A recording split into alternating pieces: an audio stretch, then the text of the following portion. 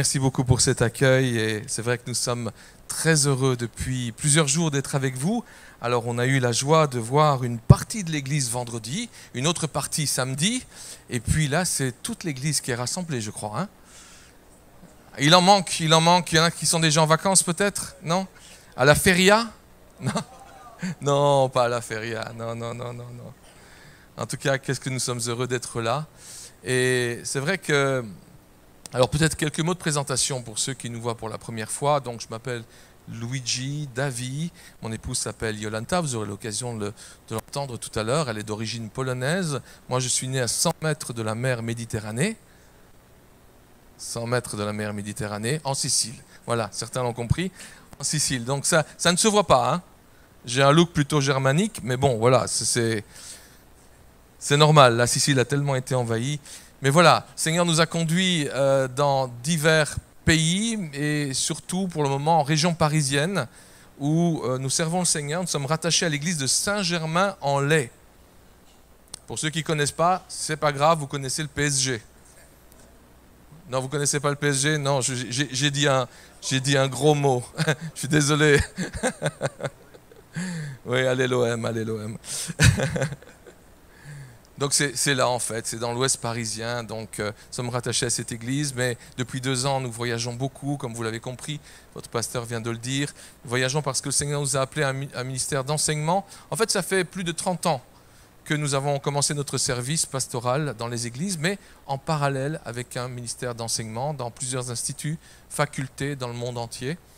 Et là, plus précisément il y a 3 ans, nous avons fondé un institut de théologie en ligne, on en parlera tout à l'heure, Scopos Formation.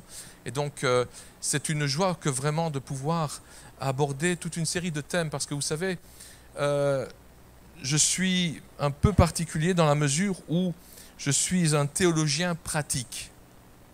Je ne sais pas si vous voyez ce que ça veut dire, c'est-à-dire que je ne suis pas haut perché dans ma tour d'ivoire à réfléchir à des théories fumeuses. Non, j'aime vraiment l'Église et je veux faire le lien entre l'étude approfondie de l'Écriture et les besoins de l'Église.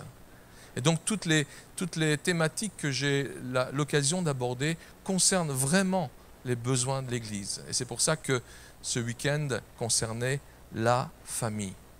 Vraiment très heureux d'être là. Merci à votre pasteur pour cette invitation. Et nous allons continuer. Pour ceux qui étaient là, ça va être une suite. Il y a des moments où il va y avoir un petit rappel, de manière un peu à raccrocher un peu tous les wagons, hein, tous ceux qui n'ont pas été au bénéfice de ces enseignements depuis 2 jours. On va parler donc des relations familiales. Il y a un arbre généalogique qui est là sur l'écran. Comme toute bonne famille italienne, sicilienne, en plus, je fais partie d'une famille nombreuse. Est-ce qu'il y en a parmi nous qui font partie d'une... Levez la main, n'hésitez pas. Hein. Voilà, famille nombreuse. À partir de 3, vous êtes en famille nombreuse, hein, je le dis tout de suite. Voilà, super. Super. Moi, je suis le 4e d'une famille de 5. Hein. Et donc, je me rappelle d'un journaliste qui faisait un reportage sur une famille nombreuse. Et donc, il filmait toute la journée d'une famille nombreuse avec la maman qui courait après tous les enfants, etc. Enfin, et à la fin de la journée, cette maman était exténuée. Et le journaliste lui-même était exténué à voir cette maman exténuée. Et il en profita pour faire une interview à ce moment-là, avec sa caméra, son micro. Il lui demanda, est-ce que si vous pouviez revenir en arrière, est-ce que vous auriez autant d'enfants ? Et cette maman de répondre « oui, oui ». Le journaliste est étonné de dire « vous êtes sûr? Vous auriez autant d'enfants ?»« Oui, j'aurais autant d'enfants, mais pas les mêmes. » Pas les mêmes, d'autres. On ne choisit pas les membres de sa famille. Hein. Alors, vous connaissez ce dicton, hein, on ne choisit pas les membres de sa famille, ils sont comme ils sont. Moi, je suis 4e d'une famille de 5 et je me rappelle que du haut de mes 5 ans, à un moment donné, lorsque ma petite sœur est née, elle était terrible ma petite sœur, hein. Elle est toujours maintenant, mais bon, mais quand elle est née, elle était vraiment terrible, elle pleurait tout le temps, il faut dire qu'elle souffrait aussi, la pauvre. Mais moi je ne savais pas, du haut de mes 5 ans, j'ai été trouver ma maman, je lui ai dit, écoute, maman, il y a un problème avec ce bébé, il est défectueux. Elle pleure tout le temps. J'étais chargé d'aller lui donner la tétine. Elle était au premier étage et moi je montais les escaliers toutes les 10 minutes, vous voyez. Et j'en avais assez. Je dis, il est défectueux. Il faut que tu le ramènes à l'hôpital. Mais oui, on m'avait expliqué qu'il l'avait acheté à l'hôpital. Moi je me suis dit, elle est toujours sous garantie. Il y a moyen de faire un échange standard, vous voyez. Ah là là là là, les relations familiales sont compliquées. Que ce soit avec notre conjoint, que ce soit entre parents et enfants, que ce soit avec les cousins, les oncles, les tantes, les neveux, les nièces. Toutes les relations familiales sont compliquées. Pourtant, comme l'écrivait un philosophe chrétien, Francis Schaeffer, les relations que nous entretenons les uns avec les autres sont le critère que le monde utilise pour juger si notre message chrétien est véridique. Waouh, en effet, hein, j'ai entendu un waouh, c'est vrai. Les relations que nous entretenons les uns avec les autres sont le critère que le monde utilise pour juger si notre message chrétien est véridique. Ça fait écho aux paroles de Jésus. À ceci, tous connaîtront que vous êtes mes disciples si vous avez de l'amour les uns pour les autres. Nos relations familiales sont une vitrine pour le monde. Oui. Une vitrine par rapport à l'évangile que nous annonçons, que nous prêchons, que nous chantons, que nous prions, mais que nous devons démontrer dans nos relations familiales aussi. C'est dire si ces relations sont importantes. Elles sont importantes et d'ailleurs ça a été la préoccupation première de Dieu depuis le commencement. Nous l'avons vu dès vendredi. Et hier également, dès la genèse de l'humanité, Dieu s'est préoccupé activement de l'établissement de saines relations entre l'homme et la femme, entre les parents et les enfants, entre les frères et frères, et sœurs aussi, mais bon, au sein de chaque famille humaine. Voilà pourquoi la Bible contient depuis le début, depuis la Genèse jusqu'à l'Apocalypse, des tas et des tas de conseils, de principes importants qui concernent la famille. Et ce matin, j'aimerais vraiment avec vous examiner 4 de ces principes qui sont exprimés par 4 versets bibliques, tout simplement. 4 versets bibliques, 4 principes qui peuvent améliorer nos relations familiales, qui peuvent rétablir nos relations familiales. 4 principes importants. Et on va commencer par le premier de ces principes. Alors, comme moi, vous êtes certainement devenus très familiers avec un petit objet rectangulaire noir qui se trouve dans votre sac, dans votre poche, dans votre main. Si vous êtes adolescent, ils sont collés aux mains des adolescents. On ne s'en sépare plus, on est très familier, vous savez de quoi je parle, le portable bien entendu, le smartphone, on a tous un smartphone, on sait tous plus ou moins utiliser le smartphone. Mais combien savent comment fonctionne leur smartphone derrière leur écran? Il n'y a pas beaucoup, hein. Il faut vraiment être spécialisé pour le savoir. Parce qu'il y a une grande différence entre avoir un smartphone et comprendre le fonctionnement d'un smartphone, n'est-ce pas? Ok, je fais un parallèle. Il y a une grande différence entre avoir un conjoint et comprendre son conjoint. Bon, j'ai fait un grand parallèle, un grand saut, hein. Mais c'est vrai. C'est vrai. C'est l'apôtre Pierre qui nous livre ce premier principe. L'apôtre Pierre, je vous rappelle, qui était marié. On sait qu'il était marié parce que Jésus a guéri sa belle-mère. Voilà. Première épître de Pierre, chapitre 3, verset 7. C'est là que nous allons puiser notre premier principe. Vous de même, Marie, vivez chacun avec votre femme en faisant preuve de discernement. Elles ont une nature plus délicate. Traitez-les avec respect. Elles doivent recevoir avec vous la vie que Dieu accorde dans sa grâce.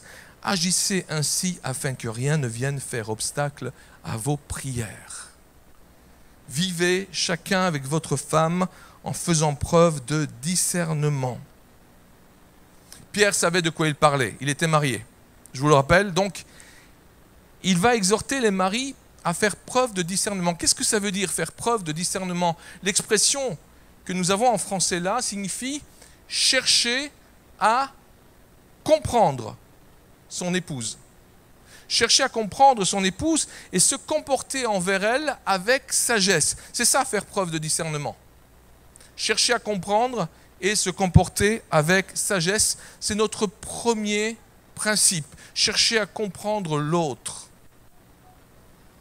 Alors, je vois déjà que certains hommes sont en train de marmonner dans leur barbe qu'il est plus facile de comprendre la physique quantique que leur épouse. Oh, c'est vrai. Et les épouses ont le droit de dire la même chose de leur mari.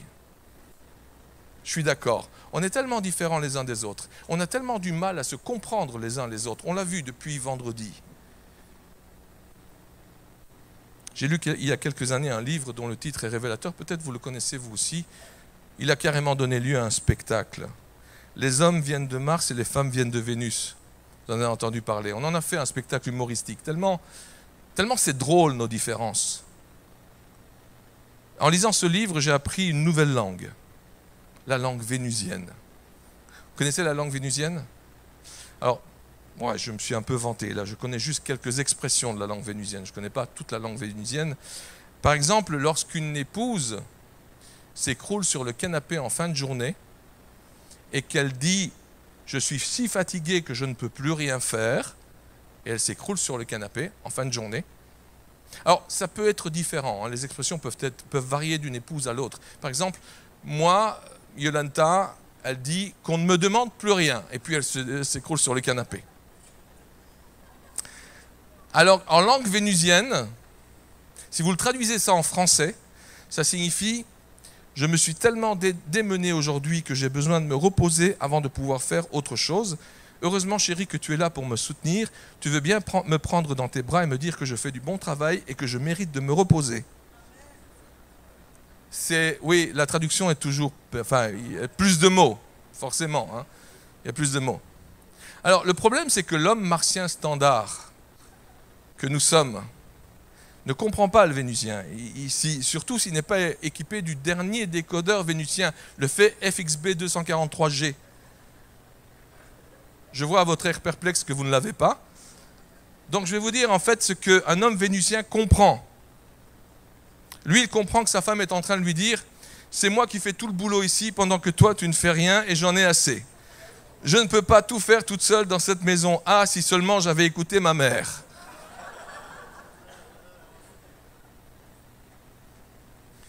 Nous en avons parlé hier. Vous voyez à quoi ça ressemble à un dialogue de sourds. Ça ressemble à un dialogue de sourds. En fait, et ce dialogue de sourds vraiment met en évidence l'ampleur de nos différences. Nous sommes différents. D'où le besoin impérieux que nous donne l'apôtre Pierre de tout mettre en œuvre pour chercher à comprendre l'autre. Chercher à comprendre l'autre. Alors bien entendu, ce conseil s'adresse au mari, mais pensez-vous que ce conseil ne s'adresse qu'au mari? Non. C'est un principe qui concerne toutes nos relations familiales. Autrement dit, ce principe qui nous demande de chercher à comprendre l'autre s'applique tout aussi bien aux épouses pour chercher à comprendre leur mari, s'applique aussi bien aux parents pour chercher à comprendre leurs enfants, s'applique aux enfants, aux adolescents pour chercher à comprendre leurs parents, etc. Dans toutes nos relations familiales. Il s'agit d'un principe qui doit s'appliquer partout. Alors, que signifie comprendre l'autre? On va aller un peu plus loin. Quelqu'un l'a défini de cette manière, et j'aime beaucoup cette définition. Il a dit, c'est faire en sorte que ce qui est important pour l'autre devienne aussi important pour moi que l'autre peut l'être. Oui, je sais, c'est un peu compliqué. Je répète. C'est faire en sorte que ce qui est important pour l'autre devienne aussi important pour moi que l'autre peut l'être. Autrement dit, si l'autre est important pour vous, ce qui est important pour elle, pour lui, doit devenir important pour vous aussi. Vous voyez ce que je veux dire? Des exemples? Allez, des exemples. Mes sœurs, si votre mari est vraiment cher à votre cœur, s'il est important pour vous et qu'il se passionne pour les voitures, pour la mécanique automobile, eh bien vous devriez être incollable en carburateur, piston et vilebrequin. Mes frères, Mais il y en a pour tout le monde ce matin, je l'ai dit au pasteur.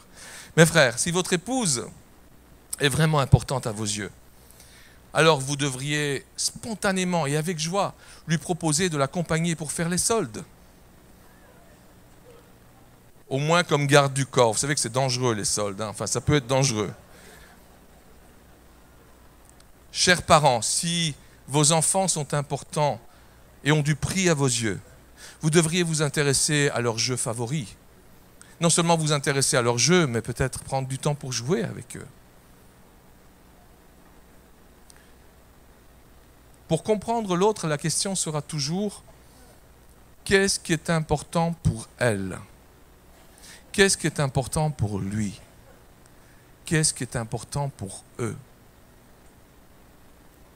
Vous savez, ce principe de compréhension réciproque que l'apôtre Pierre enseigne dans cette lettre, dans cette première lettre qu'il écrit, eh bien, s'inscrit parfaitement dans le commandement d'amour que le Seigneur nous a donné. Aimez-vous les uns les autres comme je vous ai aimé.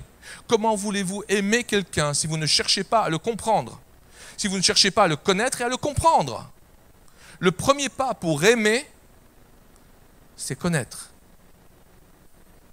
Et ensuite chercher à comprendre l'autre. Ça va de pair. On ne peut véritablement aimer quelqu'un si on ne le connaît pas, si on ne le comprend pas. Alors voulez-vous développer, entretenir, rétablir de bonnes relations dans votre famille, dans votre cercle familial? Appliquez de tout cœur ce premier principe biblique. Cherchez à comprendre l'autre. Qu'est-ce qui est important pour elle? Qu'est-ce qui est important pour lui?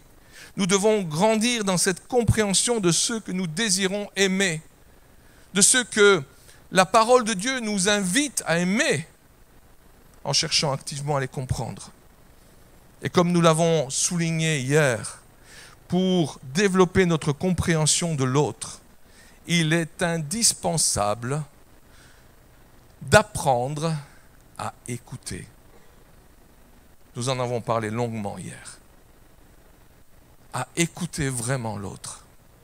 C'est-à-dire à nous décentrer de nous-mêmes pour nous centrer sur ce qui importe à l'autre, sur ce que l'autre vit, sur ce que l'autre souffre, sur ce que l'autre expérimente. À faire fi de notre égocentrisme naturel pour nous mettre à l'écoute de l'autre et prendre du temps. Parce que pour écouter, il faut du temps. C'est un sacrifice. C'est un sacrifice lorsque, mes frères, vous êtes occupés à faire quelque chose de très important. Non, pas la sieste. Pas la sieste. Mais vous êtes en train d'occuper à faire quelque chose d'important. Je me rappelle que, vous savez, le samedi soir, il ne faut pas déranger un pasteur. Il est plongé dans sa prédication du dimanche. Et c'est là, justement, que votre adolescent vient, de rien, avec 2 manettes de game, je ne sais pas quoi, là, pour jouer. Et il passe devant votre bureau, puis il repasse, l'air de rien, pour vous faire comprendre qu'il a besoin d'un temps particulier avec vous. Et si vous ne vous arrêtez pas à ce moment-là, pour lui dire « Tu es plus important que cette prédication. Tu es plus important pour moi. » Parce que le Seigneur me commande de t'aimer. Et parce que ce qui est important pour toi est important pour moi. Je veux te manifester mon amour à travers ce temps que je vais te consacrer.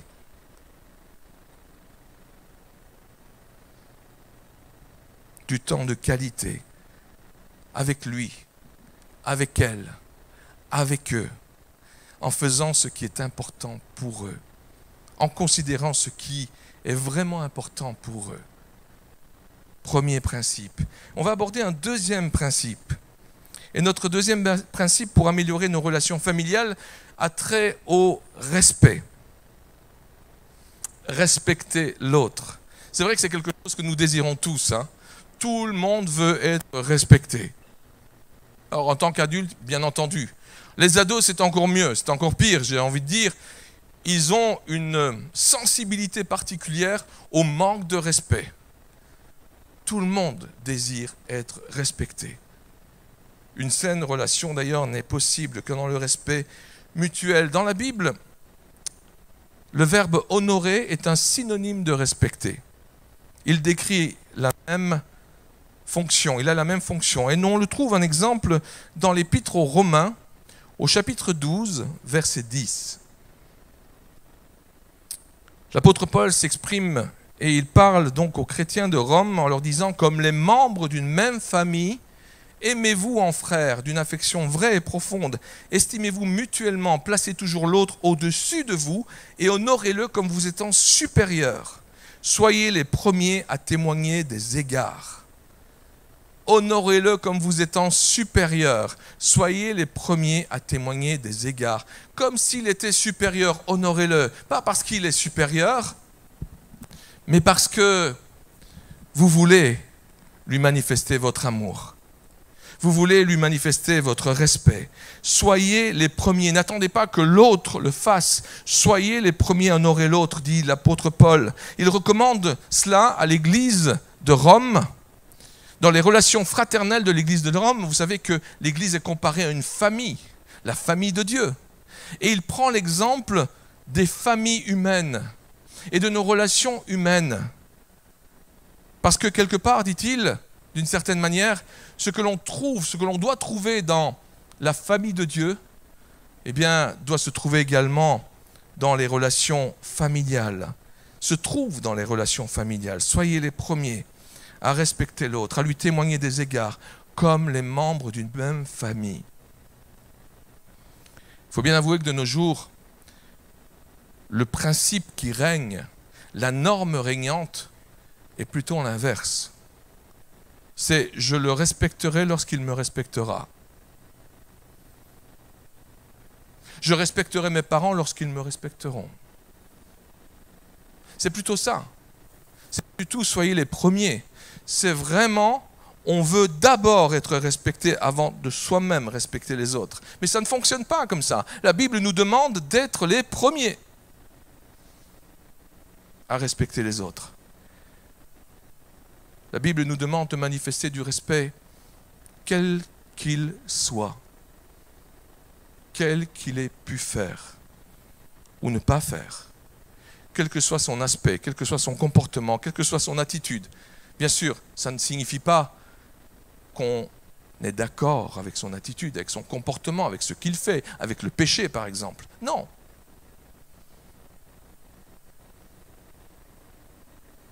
Le respect est lié à l'amour.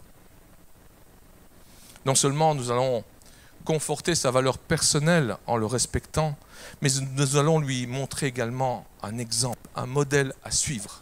Nous allons l'encourager à nous respecter en retour.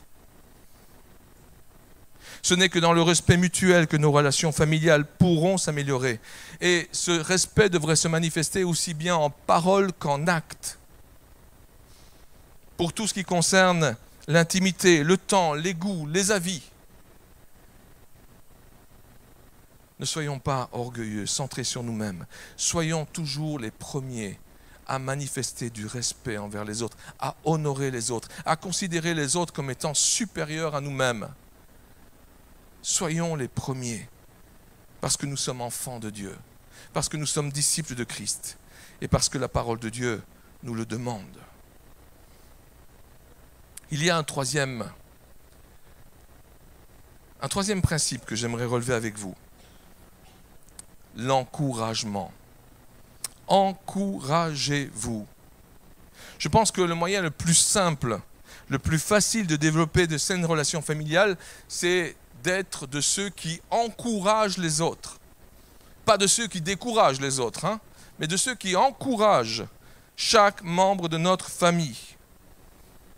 Je lisais il y a quelque temps l'interview d'une actrice célèbre qui avait osé dire « Nous vivons grâce aux encouragements que nous recevons, mais sans encouragement, nous mourrons tout doucement, tristement, amèrement. Nous avons besoin d'encouragement. Même le plus grand, le plus fort, le plus spirituel d'entre vous a besoin d'encouragement. Même le pasteur Joël. Oui, nous en avons tous besoin. L'apôtre Paul avait besoin d'encouragement. On a des noms dans le Nouveau Testament, lorsqu'on lit précisément, on se rend compte qu'il y a eu des personnes qui ont été vraiment très importantes pour lui, qui ont été là dans les moments les plus difficiles. Nous le prenons comme modèle, nous le prenons comme exemple, et il l'a été, il le fut pour nous. Il l'est encore à travers ses écrits. Mais il y a d'illustres inconnus qui ont été pour lui des sources d'encouragement. Vous connaissez Onésiphore? Oui. Onésiphore a exercé la miséricorde envers l'apôtre Paul. Il a été de ceux qui l'ont porté dans les moments difficiles. Et Paul est tellement reconnaissant pour cet homme. Soyons de celles et ceux qui encouragent. C'est pour ça que l'apôtre Paul écrivait aux Thessaloniciens dans sa première épître, au chapitre 5, verset 11. C'est pourquoi encouragez-vous les uns les autres et aidez-vous mutuellement à grandir dans la foi, comme vous le faites déjà. Les Thessaloniciens étaient de bons chrétiens, de bons disciples, ils le faisaient déjà.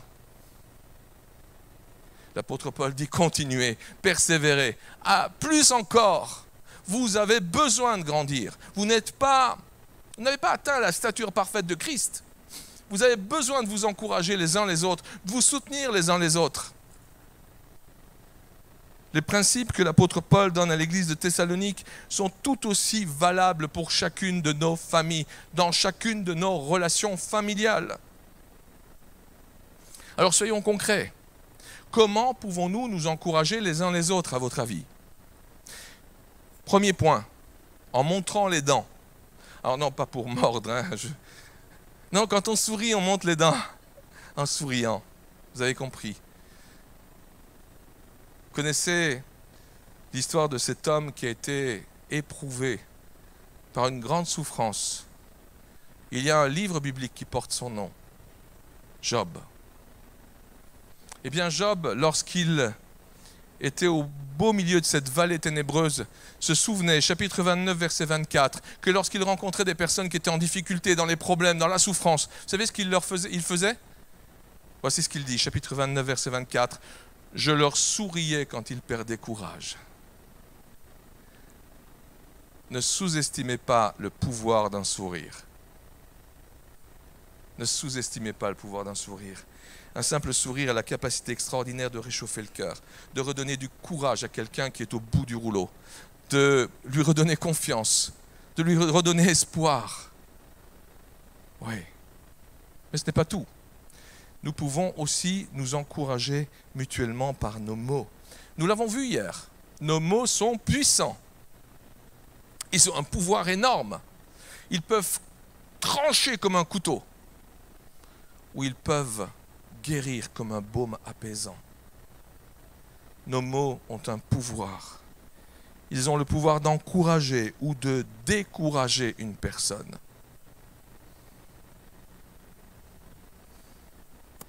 Que voyez-vous sur cette image? Regardez attentivement. Que voyez-vous? Vous le voyez?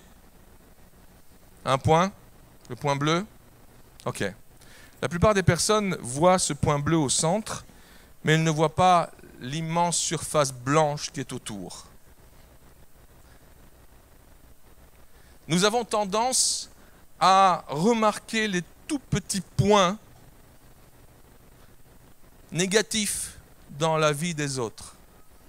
Et nous avons beaucoup de difficultés à remarquer leurs points positifs, leurs qualités. N'est-ce pas? Je me souviens d'une fois où j'étais avec des moniteurs, des monitrices de l'école dimanche. On était plusieurs là, et j'apportais la méditation, et je voulais qu'ils puissent dire un mot positif, relever une qualité de la personne qui était à leur droite, assise à côté d'eux. Ah, il a fallu attendre une demi-heure. Hein. Je pense que si je leur avais demandé un défaut, là c'était... j'en aurais eu plusieurs et ça aurait été très vite. Hein. Mais là j'ai dû attendre une demi-heure. Ils se sont creusés la tête. Pourtant ils se connaissaient les uns les autres. C'est parce que nous ne pensons pas aux qualités des autres. Nous ne percevons que leurs défauts. C'est ce qui nous saute aux yeux. Malheureusement. Et pourtant ce sont juste des petits points. Ce sont juste des petits points. Encourageons les autres en relevant leurs points positifs. Il est vrai qu'avec nos adolescents, par exemple, je prends l'exemple des adolescents parce que, voilà, on est tellement focalisé sur leurs défauts, sur ce qu'ils font de travers. Dans le couple, on est tellement focalisé sur ce qu'il ne fait pas, qu'il avait dit qu'il ferait, il avait dit qu'il sortirait les poubelles, il ne l'a pas fait. Il n'est pas fiable. Je plaisante. Moi, je sors les poubelles, ça va. Non, on sort les poubelles ensemble. Non, non, non, non. On se focalise tellement sur les tâches, sur les points négatifs, sur les défauts, qu'on en oublie toutes les qualités de l'autre personne. Il nous faut du temps pour y réfléchir. Eh bien, réfléchissons-y dès aujourd'hui, avec l'aide du Saint-Esprit. Relevons tout ce qui est positif chez les autres. Pour les encourager, ce n'est pas en leur disant « tu dois arrêter de faire ceci » ou « tu dois arrêter de faire cela ». Non. C'est en leur disant tout ce qu'il y a de positif chez eux, toutes les qualités que le Seigneur leur a données, tout ce qu'ils démontrent jour après jour et que nous considérons comme normal. Non, ce sont des qualités qu'il faut mettre en avant, qu'il faut dire pour encourager ceux que nous aimons. J'aimerais relever avec vous un quatrième et dernier principe. Demandez et offrez le pardon. Je pense qu'il n'existe pas de famille parfaite. Il n'y en a pas non plus à Istres, je ne pense pas. Il n'existe pas de famille où il n'y a jamais de conflit. Il n'existe pas de famille où il n'y a jamais de dispute. Il n'existe pas de famille où il n'y a jamais de blessure, de déception, d'amertume. Non, ça n'existe pas. Et il arrive que, en tant que membre de cette famille dans laquelle nous sommes, nous portions pendant longtemps des rancunes, de l'amertume. Nous laissions cette plante, cette mauvaise herbe, faire des racines profondes dans nos cœurs. Certains constituent même des dossiers. Et dans ces dossiers, ils classent avec la date et l'heure à laquelle le mal a été commis. Et à côté, je n'exagère pas, je ne pense pas. Et à côté, on réfléchit même comment pouvoir rendre la monnaie de la pièce à la personne. La vengeance est un plat qui se mange froid. Je sais quand je pourrais ressortir ce dossier. Le 24 juin 2022, tu as dit ceci. Oui, ça existe. Parce qu'on ne pardonne pas. Parce qu'on ne pardonne pas. Pourtant, la Bible nous donne des instructions claires et précises à ce sujet. Elles sont nombreuses. Je vais juste en relever une. C'est l'apôtre Paul qui écrit aux Colossiens, chapitre 3, verset 13. « Supportez-vous les uns les autres, et si l'un de vous a quelque chose à reprocher à un autre, pardonnez-vous mutuellement. » Pardonnez-vous l'un l'autre. Le Seigneur vous a pardonné, vous aussi pardonnez-vous de la même manière. De la même manière que nous avons reçu et expérimenté le pardon de Dieu pour nos fautes, de la même manière nous devons pardonner. Je ne sais pas pour vous combien vous avez dû payer pour recevoir le pardon de Dieu. 100 000, 1 million. Il y en a qui sont endettés peut-être à vie pour payer le pardon de Dieu. Non, je plaisante. Il est gratuit. Il ne nous a rien coûté. Ça ne veut pas dire qu'il n'a pas coûté énormément à Dieu. Ça ne veut pas dire qu'il n'a pas un grand prix, un prix inestimable. Mais notre pardon ne nous a rien coûté. Comment pourrions-nous faire payer aux autres le pardon qu'ils nous demandent ou qu'ils ne nous demandent pas? Parce que remarquez que Dieu a donné son Fils alors que nous lui tournions le dos. Nous n'avons rien fait pour mériter ce pardon qu'il nous offre. Ni cette gratuité, ni cet amour. Nous n'avons rien fait. Il nous a offert son pardon alors que nous n'étions même pas prêts encore à lui demander pardon. Comment pourrions-nous agir différemment envers toutes celles et ceux autour de nous qui nous sont proches, qui sont les membres de notre famille et pour lesquels nous gardons des rancunes, des amertumes, pour lesquels nous avons des difficultés de pardonner ou de demander pardon? Accorder son pardon, demander pardon. Je lisais cette histoire qui s'est produite en Espagne, l'histoire d'un père et de son fils qui s'étaient tellement violemment disputés que ce fils est parti en claquant la porte. Et il lui a dit en partant, « Je ne remettrai plus jamais les pieds ici. Tu ne me reverras plus. » Les mots qui avaient été changés étaient abominables. Comme on l'a vu hier, les mots dépassent souvent notre pensée et peuvent vraiment blesser à mort. Les mois ont passé, les années ont passé. Ce père espérait qu'à un moment donné, son fils reviendrait, reprendrait contact, mais il ne l'a pas fait, plus aucune nouvelle. Il ne savait même pas où il était. Il a tout essayé pour le retrouver. Il a entrepris toutes les recherches possibles et imaginables. Et pour finir, désespéré, après plusieurs années, il a décidé de publier un encart en première page d'un des plus grands journaux du pays. Et dans cet encart, il a écrit ceci: « Cher Paco, je te donne rendez-vous ce samedi à midi devant le marchand de journaux de la place un tel. Tout est pardonné, je t'aime, ton père. » Ce samedi-là, sur cette place, devant ce marchand de journaux, plus de 800 jeunes hommes qui s'appelaient Paco sont venus. Des centaines de jeunes hommes qui espéraient retrouver leur père, qui espéraient se réconcilier avec leur père, qui attendaient le pardon. Dans pratiquement chaque famille, il y a des conjoints, des enfants, des frères, des sœurs, des parents, des grands-parents qui aspirent à la réconciliation, même s'ils sont peut-être trop fiers que pour le dire. Mais ils aspirent intérieurement à la réconciliation. Ils aspirent au pardon. Ils aspirent à pouvoir renouer une relation.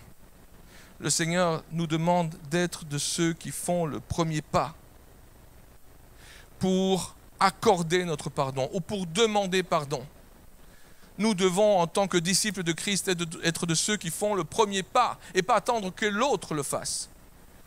Oui, mais j'ai raison, il a tort. Non. Le Seigneur n'a pas attendu pour te pardonner, mon frère, ma sœur. Il n'a pas attendu que tu t'améliores. Il n'a pas attendu que tu deviennes meilleur. Il n'a pas attendu que tu viennes à l'église, que tu chantes des cantiques. Non. Il n'a pas attendu pour se livrer sur la croix du calvaire, pour pardonner, pour endosser tes péchés. Il n'a pas attendu. Alors n'attends pas non plus. N'attends pas. Peut-être ce matin quelqu'un est-il en train de se dire, mais j'entends bien ces principes, mais c'est tellement tard. C'est certainement trop tard pour moi. Ne dites jamais c'est trop tard.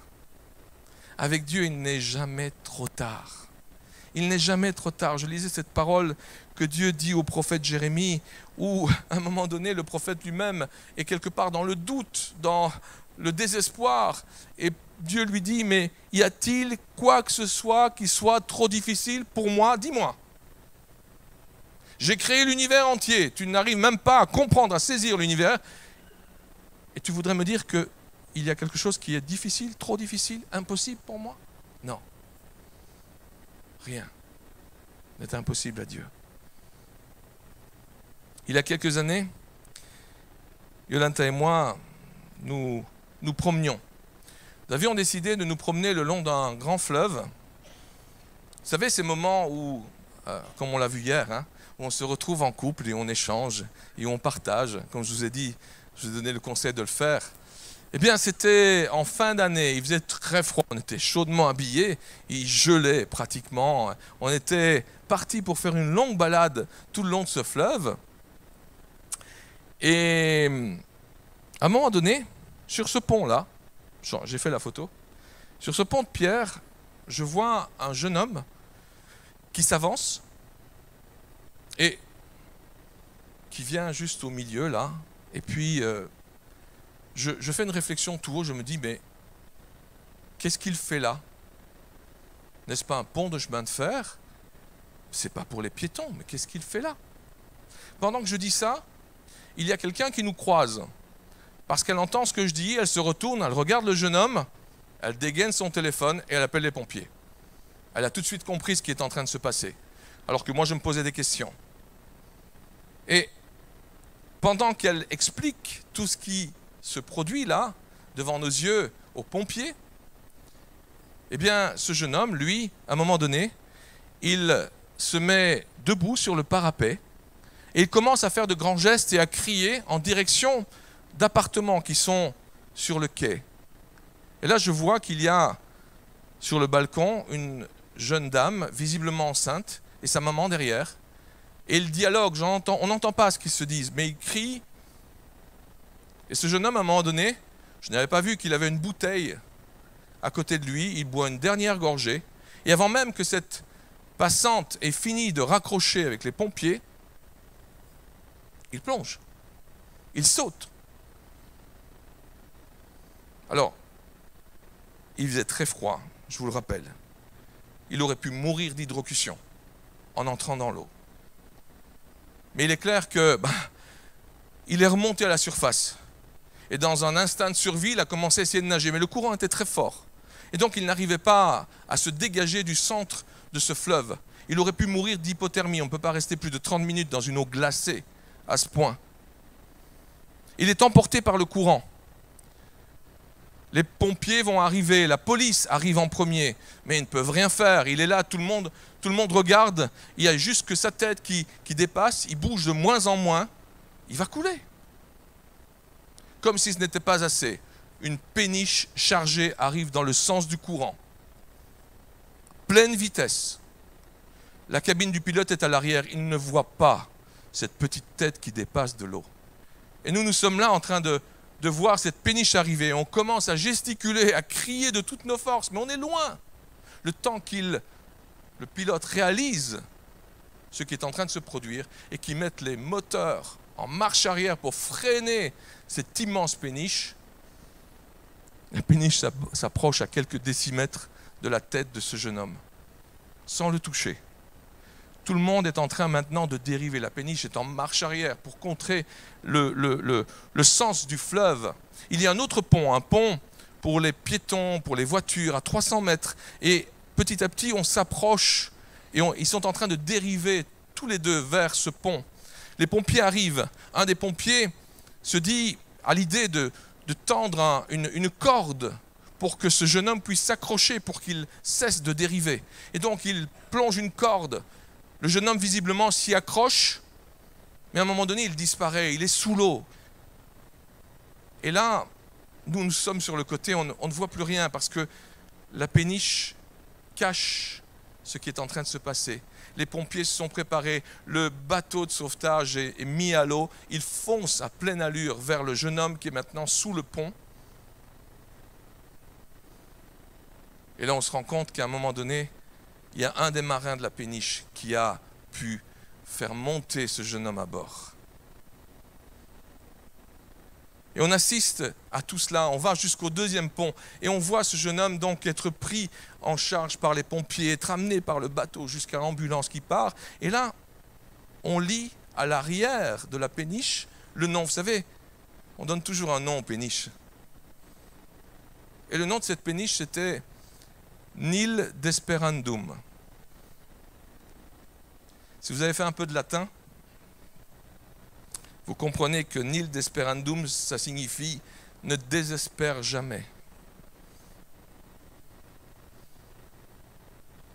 C'est un jeune homme désespéré qui a sauté dans l'eau. Je ne sais pas quels étaient ses problèmes. Il a sauté dans l'eau. Le message que cette péniche lui donnait, c'est ne désespère jamais. Le message que la parole de Dieu, que le Saint-Esprit vous donne ce matin, c'est ne désespère jamais dans tes relations familiales. Ne désespère jamais dans les difficultés que tu rencontres. Ne désespère jamais dans les obstacles qui te semblent insurmontables. Ne désespère jamais devant les montagnes infranchissables. Ne désespère jamais. Place ta confiance dans le Dieu de l'impossible. Place ta confiance dans la parole de ce Dieu qui a été éprouvé depuis des milliers et des milliers et des milliers d'années, dans tant et tant et tant de relations familiales. La tienne n'est pas unique, la tienne n'est pas anormale ou spéciale. Il y en a eu tant d'autres avant. Alors, reviens à ces quelques principes que nous donne cette parole de vie. Cherche à comprendre l'autre. Pose-toi constamment la question, qu'est-ce qui est important pour elle? Qu'est-ce qui est important pour lui? Qu'est-ce qui est important pour eux? Dis-toi que pour aimer l'autre, il faut que tu apprennes à le connaître. Tu ne peux pas l'aimer à ta manière. Tu ne peux pas l'aimer comme toi, tu voudrais être aimé. Tu dois l'aimer comme lui, elle, veut être aimée. Tu dois chercher à la comprendre, à la connaître. Et pour cela, tu dois passer du temps de qualité avec eux. Cela ne peut pas se faire autrement que dans l'écoute, dans l'abnégation de soi et dans l'écoute sincère, dans du temps de qualité. Cherche à mieux comprendre l'autre. Manifeste du respect. Honore l'autre comme étant supérieur à toi-même. Sois le premier à manifester ces égards, ce respect, cet honneur, quel que soit l'âge de celui qui est face à toi. Ah, c'est tellement difficile avec les ados. Quand ils donnent leur avis, c'est tellement difficile des fois de ne pas se dire « Oh là là, tu dois encore grandir, mon enfant. Tu n'as pas encore cette sagesse que j'aimerais trouver en toi. » C'est le moins qu'on puisse dire. Ils apprennent seulement à réfléchir. C'est tellement difficile de manifester du respect. Cherche à encourager.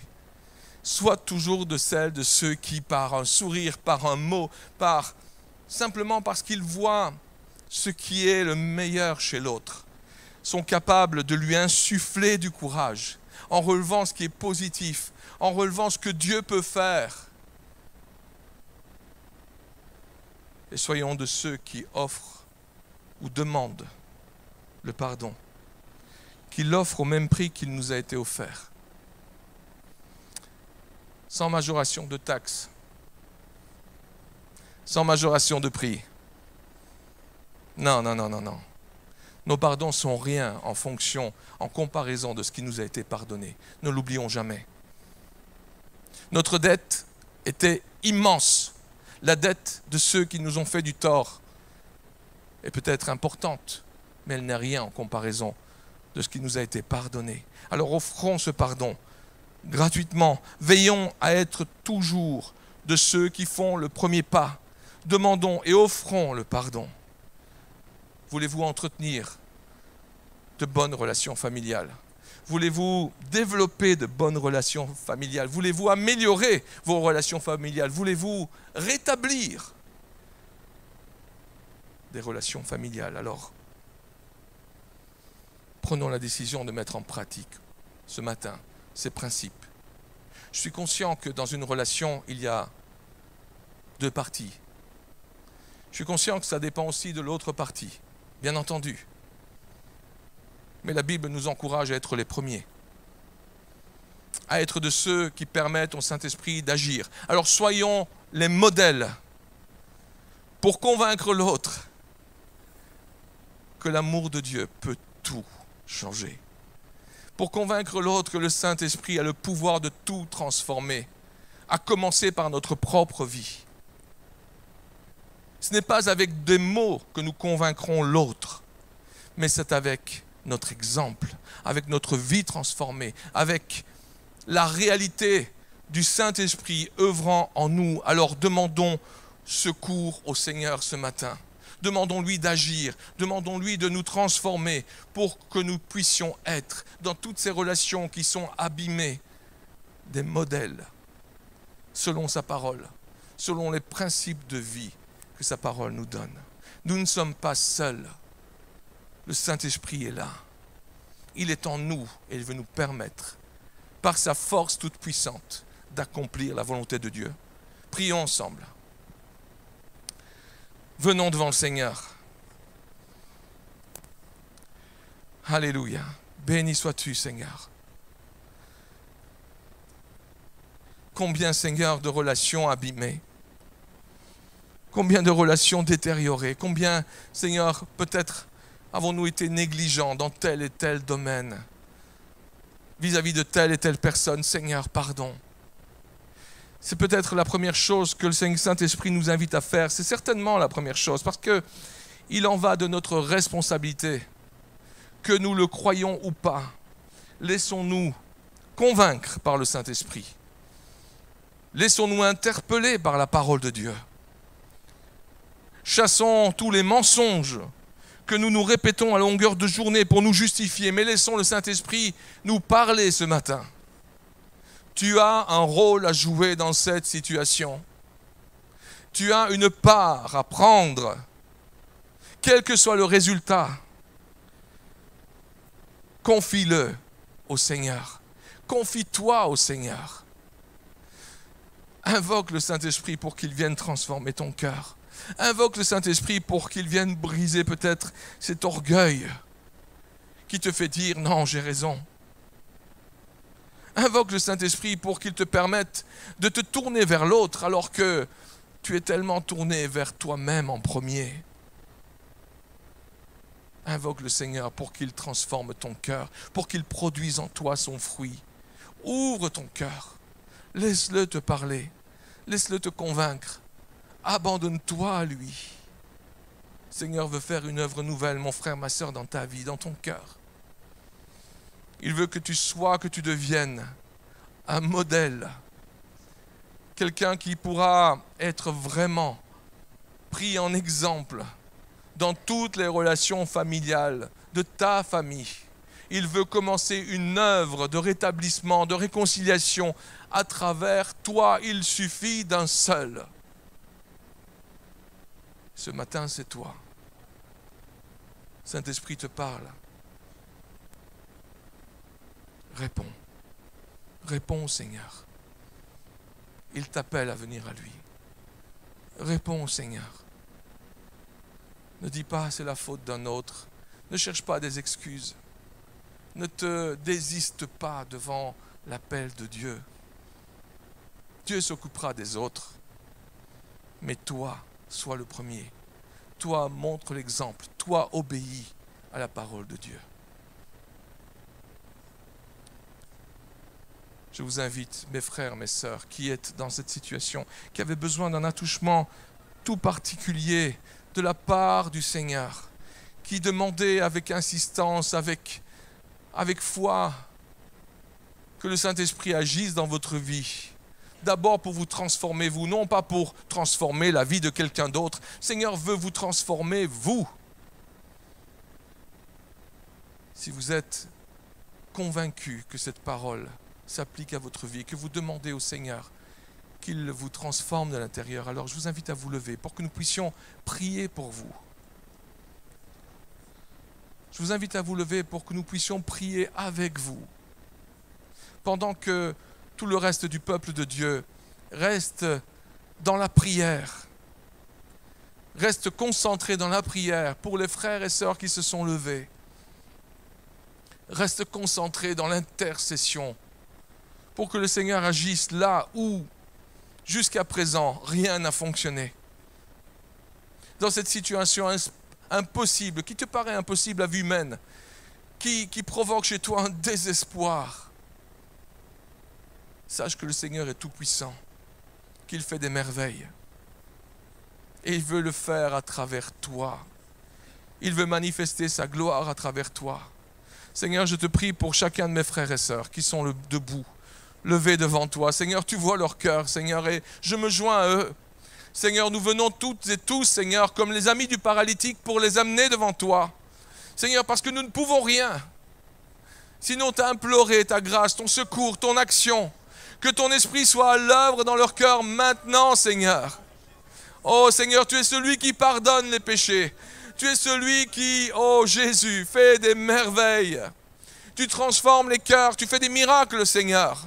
Je te prie, Seigneur, pour que un amour débordant vienne remplacer, Seigneur, vienne brûler toute racine d'amertume.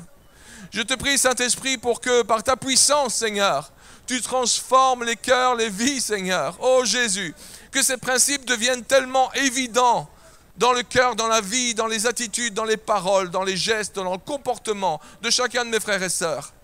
Seigneur, qu'il n'ait même pas besoin d'y penser tellement, Seigneur, tu agis avec puissance. Seigneur, nous voulons être totalement à toi, Seigneur. Et nous comprenons que nos relations avec nos bien-aimés dépendent de notre relation avec toi. C'est pourquoi nous venons à toi, Seigneur, ce matin. Seigneur, pour établir une relation d'intimité, une relation profonde, une relation vraie, authentique, oh, réelle et puissante avec toi. Saint-Esprit, viens et descends sur chacun de mes frères et sœurs. Saint-Esprit, renouvelle-les, Seigneur, par une plénitude nouvelle, Seigneur. Oh Jésus, prends le contrôle de leur vie, de leur bouche, de leur cœur. Oh Jésus, prends le contrôle, Seigneur, et fais une œuvre nouvelle, Seigneur, dans leur cœur, dans leur vie. Seigneur, tu consoles, tu réconfortes. Oh Jésus, merci pour ton action ce matin. Merci Seigneur parce que tu rétablis, Seigneur. C'est un nouveau commencement que tu donnes dans certaines familles, dans certaines relations. Jésus, tu agis, Seigneur, dans le cœur et la vie de mes frères et sœurs. Tu te glorifies à travers eux. Tu te glorifies dans leur cœur, dans leur vie. Tu te glorifies, Seigneur, et tu touches, Seigneur, chaque membre de leur famille, Seigneur, à salut. Oh Jésus, merci. Nous te louons et te bénissons. Alléluia. Nous te rendons grâce, Seigneur. Nous te disons merci. Nous te disons merci, Seigneur, pour ce que tu vas faire, pour ce que tu fais, ce que tu vas faire. Louons le Seigneur, mes frères et sœurs. Louons le Seigneur. Disons-lui merci. Oh, reconnaissons qu'il est le Tout-Puissant. Humilions-nous devant lui. Rendons-lui grâce. Alléluia.